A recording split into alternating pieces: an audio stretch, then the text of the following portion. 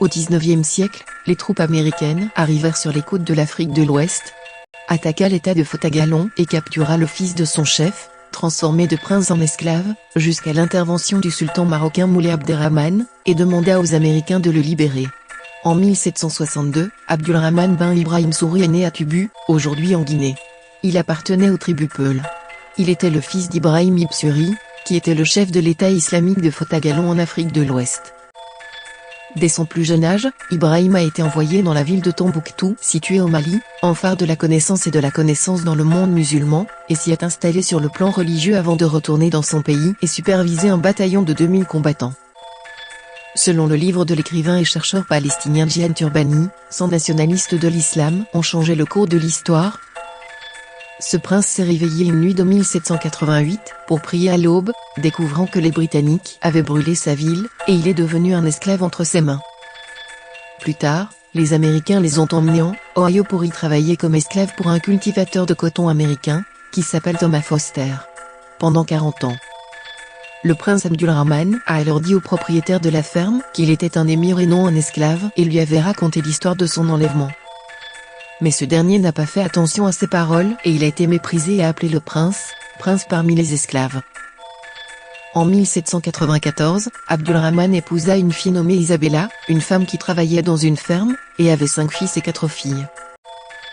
En dépit de la vie difficile de l'esclavage, le prince accorda une grande attention aux problèmes des esclaves avec lesquels il travaillait et commença à leur apprendre à lire le Coran en arabe.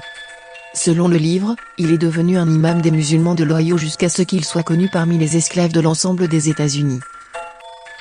Les Américains connaissaient l'identité du vrai prince, grâce à un chirurgien irlandais assisté à une occasion du prince Abdulrahman lors de sa visite en Guinée. Il travaillait sur un navire anglais mais il était abandonné par le navire en état de santé grave.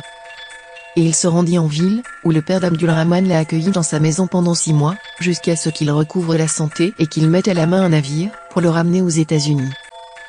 Le chirurgien a essayé de l'acheter à son propriétaire, mais ce dernier a refusé, car il est devenu l'un des plus riches du Mississippi grâce à l'habileté d'Abdulrahman Ibrahim, dans les champs de coton.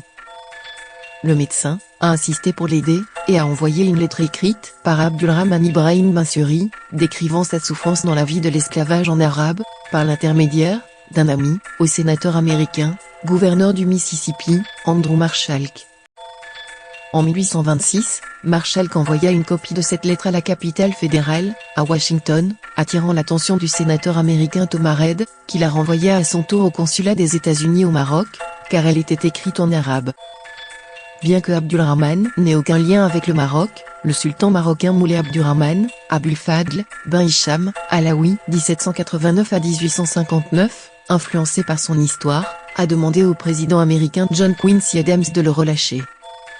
Le président américain a accepté la demande du sultan marocain, mais à condition qu'il retourne en Afrique et ne reste pas en Amérique.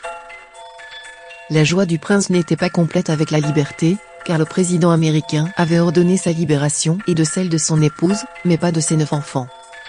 Abdulrahman et son épouse ont tenté de collecter des fonds auprès des États-Unis pour libérer leurs enfants de l'esclavage.